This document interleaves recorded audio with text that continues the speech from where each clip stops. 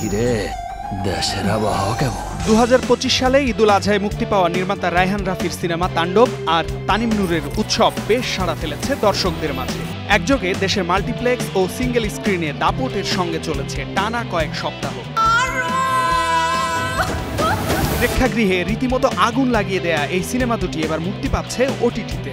Thrill, drama এবং অ্যাকশনের মিশ্রণে নির্মিত রায়হান রাফির তাণ্ডব দর্শকদের আগ্রহ বাড়িয়েছিল প্রেক্ষাগৃহে। প্লট, সিনেমাটোগ্রাফি, অ্যাকশন সবকিছু দারুণ ছিল।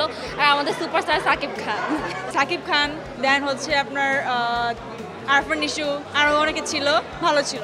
এবার সেই উত্তেজনা পৌঁছে যাবে ঘরে ঘরে। আগামী 7 আগস্ট থেকে ওটিটি প্ল্যাটফর্ম চরকি ও হইচইতে দেখা যাবে শাকিব খান ও সাবিলা নূর অভিনীত সিনেমা তাণ্ডব। সিনেমাটি নিয়ে নির্মাতা রায়হান রাফি বলেন, যারা তাণ্ডব দেখতে এসে টিকিট পাননি বা যারা আবার দেখতে চান তাদের জন্য এটি একটি দারুণ সুখবর।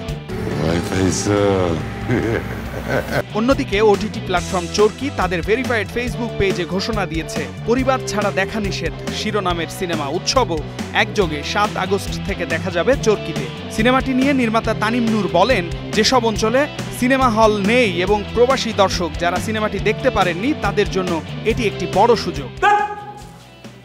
কি আশ্চর্য! নির্মাতা তানিম নূরের উৎসব সিনেমাতে অভিনয় করেছেন জাহিদ হাসান, জয়া আহসান, অপি করিম, চঞ্চল চৌধুরী, আফসানা মিমি সহ আরও অনেকে। জয়া আহসানকে আপনার ভালো লাগে না? ওর কোনো গলা আছে? শামীম বিশ্বাস, স্টার নিউজ।